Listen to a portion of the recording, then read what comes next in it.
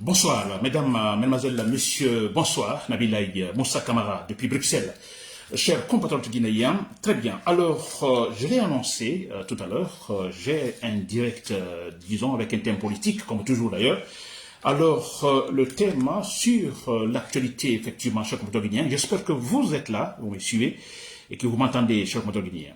Nabila Moussa Kamara depuis Bruxelles. Mon thème, en fait, sur l'actualité politique chez nous. Alors, c'est une question que je me pose.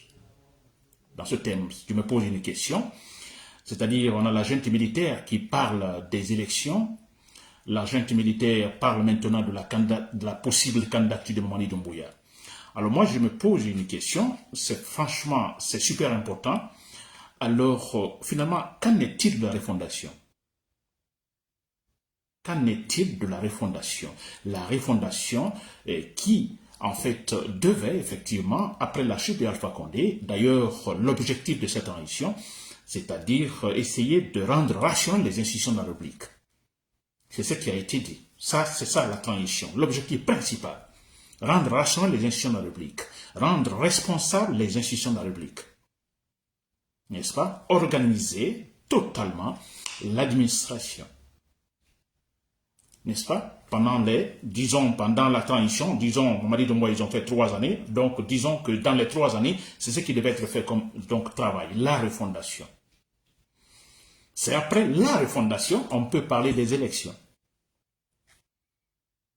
N'est-ce pas? Si rien n'est refondé, moi je me demande comment peut-on organiser des élections, s'il vous plaît. C'est clair. N'est-ce pas? Très bien, ça c'est le thème d'information. Alors on parle des élections, on parle de la candidature de Mamadi Doumbouya, mais qu'en est-il de la refondation, chers compatriotes, n'est-ce pas?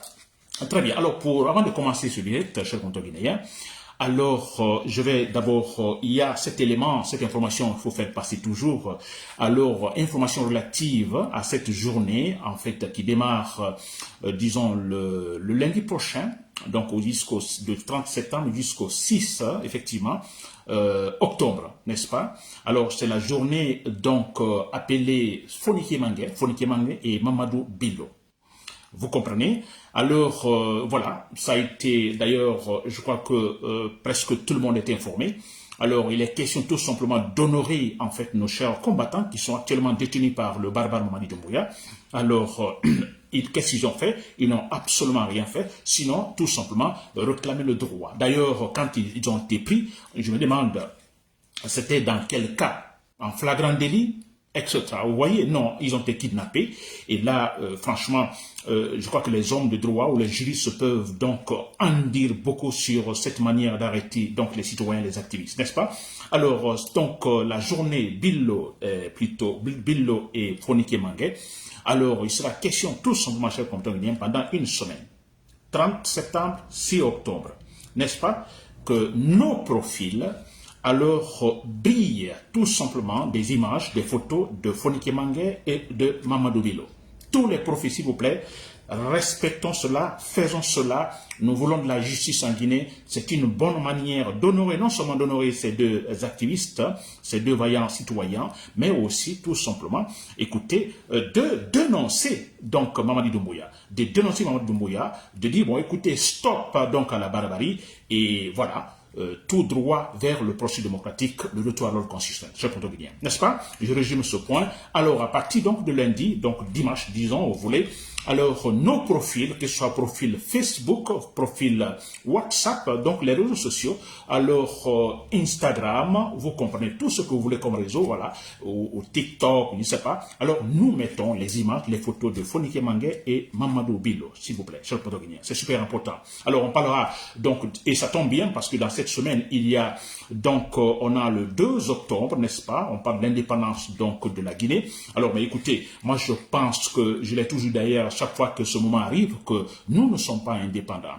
Nous ne sommes pas indépendants, nous sommes dépendants. Et d'ailleurs, c'est encore pire, vous voyez, on n'a plus de liberté. Nous ne pouvons plus nous exprimer en Guinée. Vous voyez, les médias qui sont totalement fermés. Les gens sont emprisonnés. Fonike Mangé, Bilo sont en prison. On a les militaires qui meurent. On parle de ce militaire tout récemment, ce colonel-là, qui vient tout simplement de mourir. De quelle manière? De manière sauvage. Alors, nous ne sommes pas libres pour parler d'indépendants. Nous ne sommes pas indépendants. Voilà pourquoi ce jour, écoutez, tout simplement, il est question de protester, n'est-ce pas? Protester d'abord à travers nos profils, en honorant donc ces vaillants activistes, Billo et Fonike Mangue, ça, et oui, et toujours à travers les déclarations, des publications par-ci, par-là, condamnant en fait la junte militaire et surtout demandant une véritable indépendance qui doit passer par un processus démocratique libre, n'est-ce pas, et juste, chers Guinéens. N'est-ce pas? Voilà. Donc, c'était un élément de rappel, chers Guinéens. Deuxième élément de rappel. Voilà. En fait, c'est une information d'actualité. Alors, j'apprends maintenant que, voilà, je viens de lire, écouter le discours de Cellou Dalein Diallo. Cellou Dalein Diallo, il est en fait le président du parti UFDG. N'est-ce pas? Alors, c'est une grande personnalité politique, là vous le savez, nous le connaissons antérieurement, voilà, pendant les élections alors antérieures, cet homme qui pouvait facilement, ou qui a pu gagner facilement les élections, bon voilà, alors la malhonnêteté aidant, finalement non, chers Guinéens, l'ethnocentrisme aidant, non, elle a été récalée. Ça, on le sait. Et c'est pourquoi nous nous battons pour ce processus démocratique, pour que tout soit clair, c'est-à-dire la loi au-dessus de tout le monde. N'est-ce pas? Très bien. Alors, Cellou s'est prononcé. Alors, j'ai en fait écouté, je suis très content donc de cette déclaration, du discours de Cellou Dalein Diallo. Il le fallait, je disais, mais alors il doit dire quelque chose, si vous vous rappelez bien, dans un de mes directs, je l'avais dit, mais écoutez, si vous ne parlez pas, alors vous donnez le champ libre à Mamadi Doumbouya. Je parlais de Sidya Touré, Cellou Dalein Diallo et d'autres opposants, n'est-ce pas? Vous devez parler, vous devez dénoncer, vous devez répondre tic au tac, donc aux provocations, donc aux actions irrationnelles donc de la junte militaire. Vous devez parler. D'accord, vous ne rentrez pas au pays parce que moi je comprends c'est dans le dialogue. S'il ne doit pas rentrer, mais c'est vrai, on a affaire aux barbares. Vous voyez comment les gens disparaissent. Donc c'est beaucoup mieux à l'extérieur. Voilà, il menait un combat rationnel. Vous vous rappelez? Alors pendant la Deuxième Guerre mondiale, général de Gaulle, qui était exilé, disons en Angleterre, à Londres, de là-bas, il a pu organiser effectivement de véritables guérillas en France, à Paris, partout, pour lutter contre l'envahisseur, donc, disons, allemand. C'était donc la troupe de Hitler, vous vous rappelez. Très bien. Alors moi, je pense que c'est beaucoup mieux. Si les touristes, c'est beaucoup mieux. Vous restez, vous vous organisez, vous avez un poids électoral super important dans le pays. Alors, nous pouvons facilement mener un véritable combat, de l'extérieur comme à l'intérieur, pour finalement dégager Mamadi Doumbouya. N'est-ce pas? Alors, bravo à Cellou Dalein Diallo, et qui, effectivement, dénonce d'ailleurs ce comportement, disons, inacceptable de Mamadi Doumbouya, vous comprenez?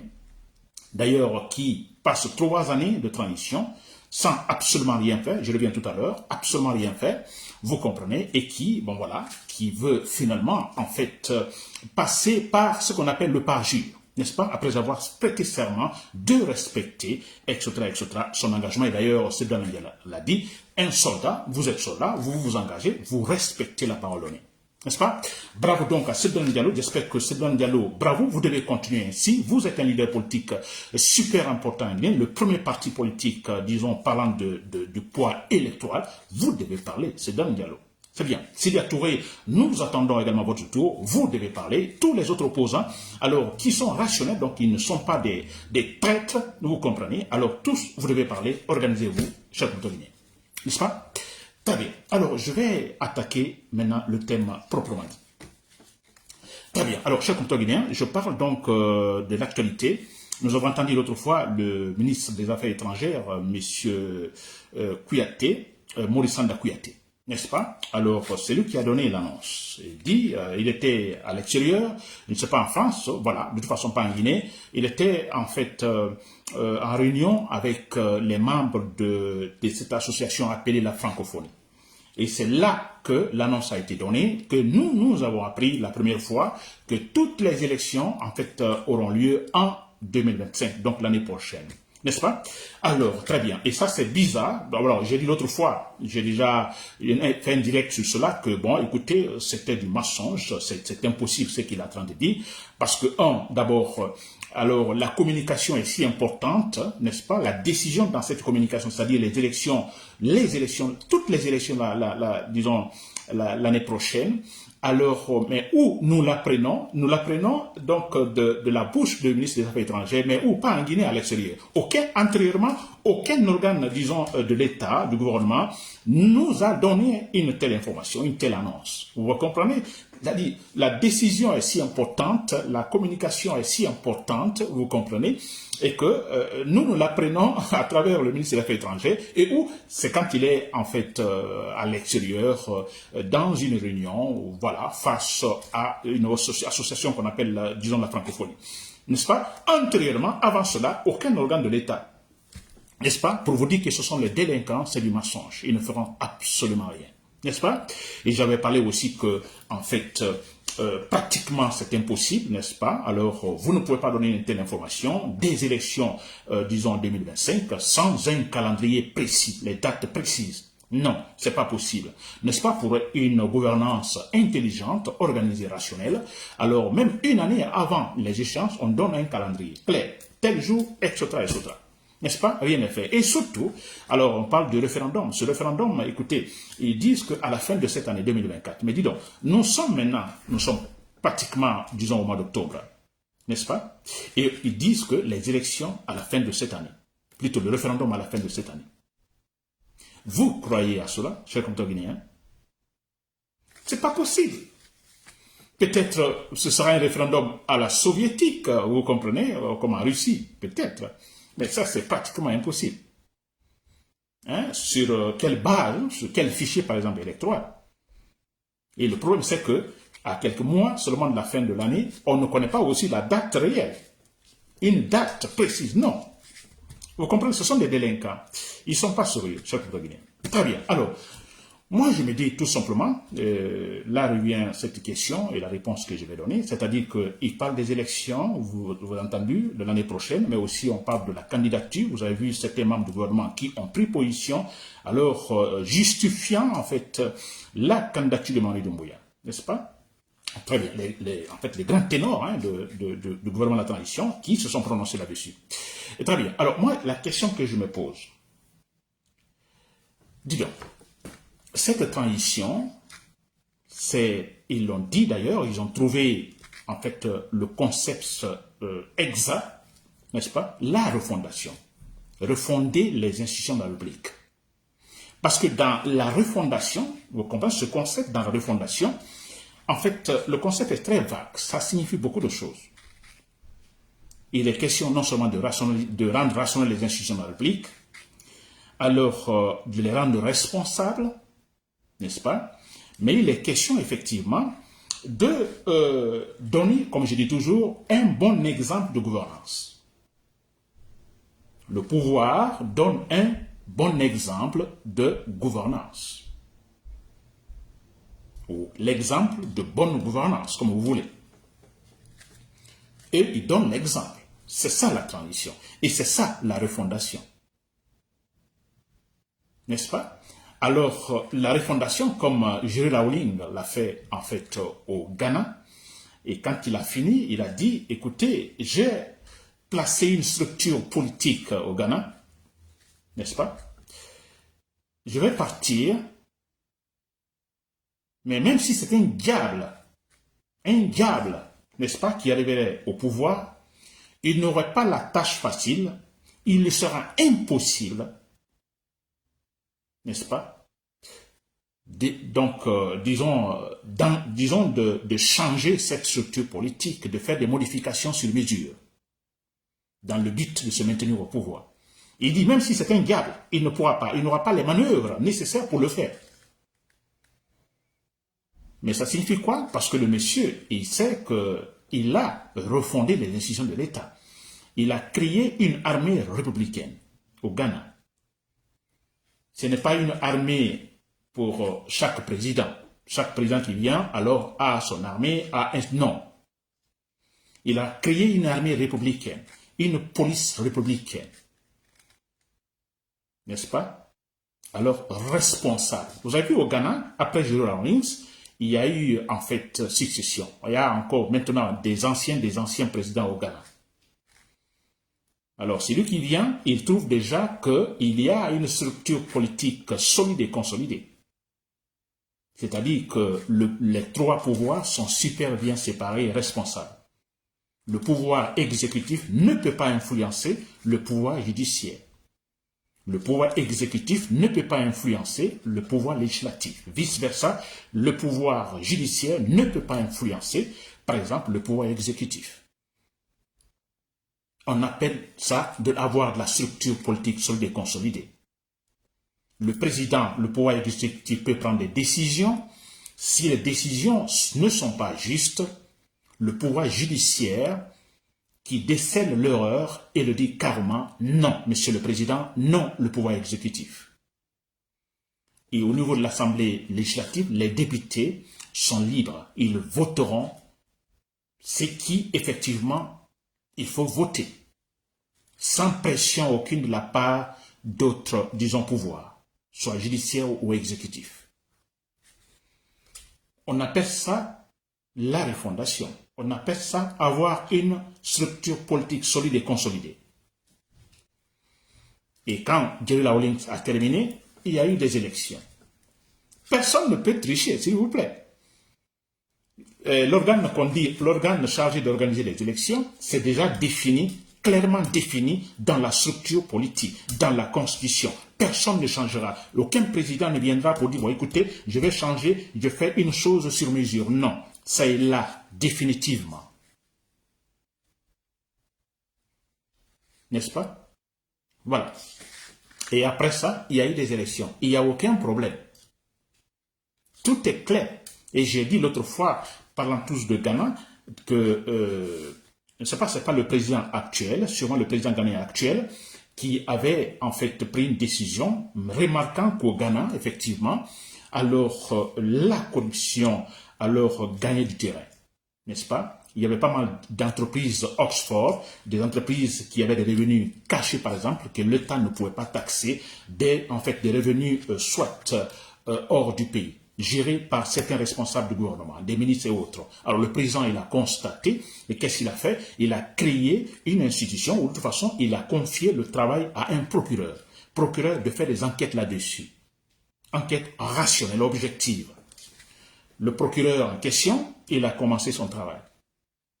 Il a commencé son travail selon le règlement en vigueur, objectivement, rationnellement. Le travail est si bien fait de la part du procureur que finalement, il est arrivé effectivement à coincer certains proches du président. Le président qui a mandaté ce procureur, qui a nommé ce procureur, le mandaté de faire des enquêtes. Il a touché certains proches du président. Et quelque part, le président qui se voyait gêné, coincé, parce que ces hommes sont en fait impliqués. Alors, il a tenté, ce président, vous comprenez, en essayant, disons, de stopper, vous comprenez, le travail, de stopper, de toute façon, de limiter le travail du procureur, le travail d'enquête du procureur. Et pour vous dire que là-bas, la structure politique est solide et consolidée, les pouvoirs sont séparés, le procureur a dit niet. Il a dit non, monsieur le président, vous m'aviez confié un travail, je fais comme ça se doit, rationnellement. Et si vous voulez m'empêcher, alors je démissionne. Il a dit carrément publiquement sur les chaînes ghanéennes, télévision ghanéenne. Si c'est comme ça, je démissionne. Je dois faire mon travail.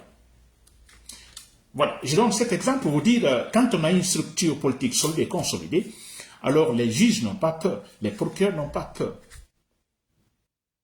Ils ne perdront pas leur poste si, par exemple, ils arrivent à déjouer, en fait, disons, un complot du président, une magouille du président, une corruption du président. Ils n'ont pas peur. Ils peuvent dénoncer et puis continuer à faire leur travail. Très bien. Alors, je reviens en Guinée, cher Guinéen. Alors, c'est pourquoi moi, je me pose la question. On parle des élections, on chante à gauche, on fanfaronne à candidature de Mbouya, des argumentaires, ainsi de suite. Mais, qu'en est-il de la refondation? Comment peut-on organiser les élections si rien n'a été refondé, s'il vous plaît? Rien n'a été refondé.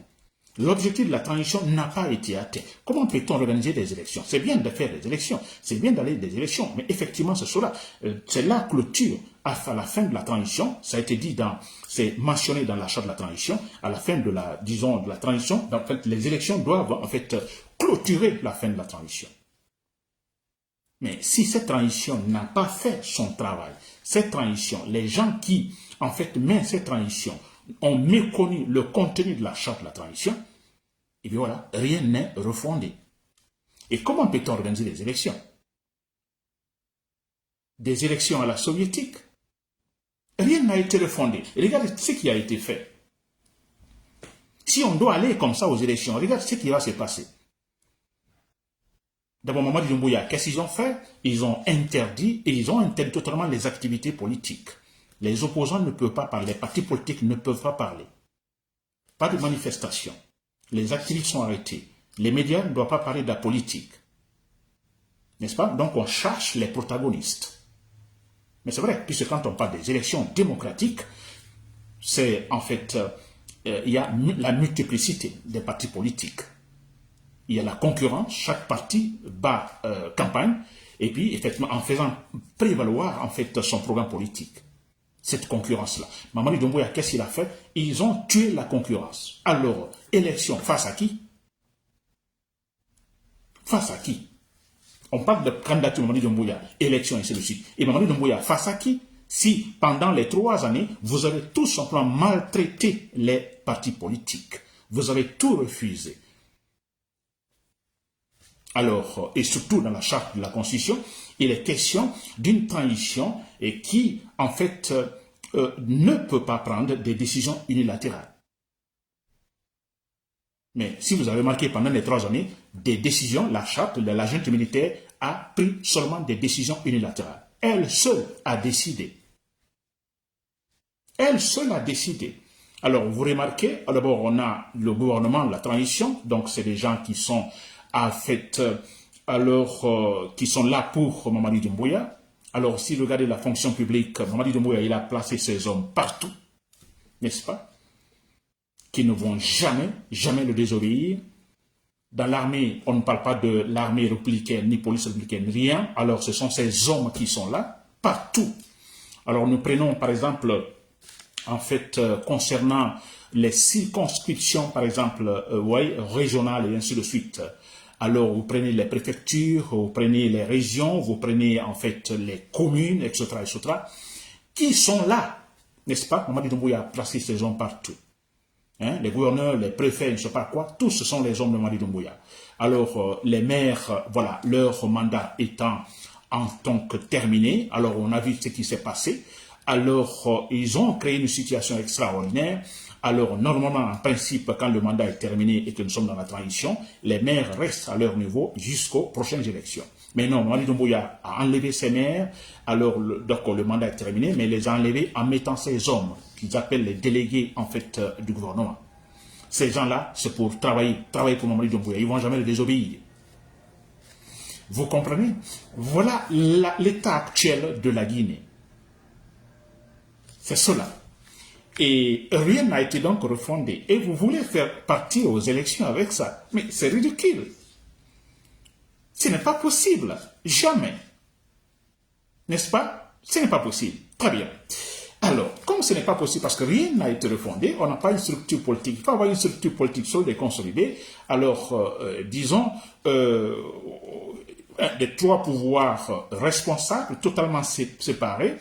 Alors, par exemple, quand le moment arrive pour choisir cette commission chargée d'organiser les élections, ça ne va pas être la décision du président, vous comprenez, voilà, moi j'impose ceci, non, non.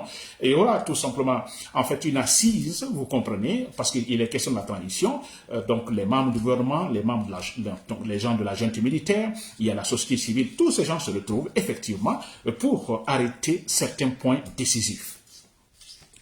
N'est-ce pas? Mais ce n'est pas le cas. Tout ce qui est là maintenant, toutes les décisions ont été prises unilatéralement. Alors, rien n'est objectif et rien ne sera objectif, chers compatriotes. N'est-ce pas? Et très bien. Donc, pour moi, les élections, non. D'abord, ils ne vont pas organiser ces élections. Donc, si vous voyez la façon comment ils l'ont annoncé, ça ne sera pas organisé, je dis bien pratiquement, c'est impossible.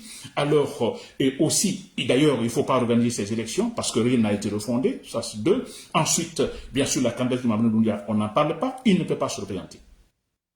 N'est-ce pas? Très bien. Comme rien n'a été fait, ils ont fait 3 années sans rien faire, n'est-ce pas? Nous, on ne va pas dire, bon, écoutez, on ne peut pas organiser des élections, il faut que tout soit refondé. Mais écoutez, là, ils ne peuvent plus le faire parce qu'ils ne sont pas sérieux. On n'a plus besoin d'eux pour finalement refonder les institutions de la République. Mamadi Doumbouya doit dégager avec tout son groupe, et ça, d'ici la fin de l'année. Je vous assure, Mamadi Doumbouya, même si Mamadi Doumbouya quitte aujourd'hui, vous comprenez, aujourd'hui, les élections, on ne doit pas les organiser. Rien n'a été refondé. Il faut refonder. Il faut encore maximum 1 année, refonder tout et passer aux élections. Mais comme Mamadou Doumbouya n'est pas sérieux, on sait, donc ils étaient là tout simplement pour nous tromper, nous amadouer, vous comprenez, raison pour laquelle il doit dégager. Il n'est pas sérieux, ce sont des délinquants, chers compatriotes, des véritables délinquants.